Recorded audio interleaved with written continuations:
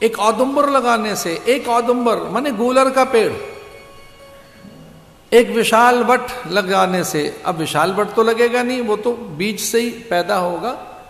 और ये ध्यान रहे कि वट का और पीपल का कोई बीज होता नहीं है, धरती में से नहीं निकलता, वो तो काग और कोकिल की विष्ठा से पैदा होता है। जब कौवा पीपल के फल को खाता है, उसे निगलता है, तो उसके उदर में ही वो फिर पितृ वहां से प्रकट होते हैं और उसकी विष्ठा, उसके मल से अथवा उसके बीट से वृक्ष पैदा होता है। इसलिए कौवा हमारे मन की बात जानता है, पितरों की। समोहतर नहीं, मैं नहीं मारूंगा कन्या को। देवताओं की बात मिथ्या हो गई, इसलिए पूतना ने कहा था मैं ढूंढ के ले आऊंगी, मुझे पता है, मैं देख सकती हूं, मेरे पास साधन कितने हैं, मेरे पास दृष्टि ऐसी है। तो इसका अर्थ क्या हुआ कि जब आपको साधन मिल गए तो साधन करिए, को साधन मत करो, अच्छे प्रयोग करो।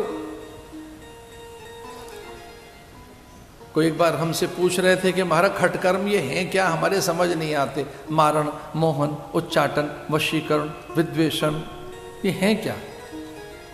मारण किसके, इनको मारा जा सकता है, मोहित किया जा सकता है, सम्मोहित किया जा सकता है, वशीभूत किया जा सकता है, इनका स्तंभन किया जा सकता है, उच्चाटन किया जा सकता है।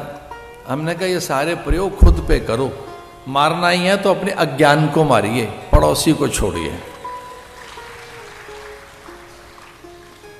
हमसे आज रहा नहीं जा रहा, तो कभी कभी बिल्कुल नहीं रहा जा रहा है, हम क्षमा मांगते हैं भक्त देवताओं से। एक बार कोई हमसे पीछे पड़ गए कि आपका बगलामुखी का प्रयोग करना है, स्वास्थ्य ठीक नहीं रहता आपका, आपको, आप सोच लो कि कोई शत्रु है। हमने कहा हमारा अज्ञान, हमारे पाप कर्म, हमारे द्वारा किया गया कोई भी दुष्कर्म ही हमारा शत्रु है, इसलिए किसी अन्य व्यक्ति पर कोई प्रयोग न हो, देवी रूठे और छूटे।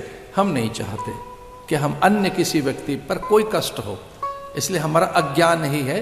कुछ गड़बड़ हो तो मेरे अज्ञान के साथ हो, किसी अन्य के साथ न हो, कभी न हो।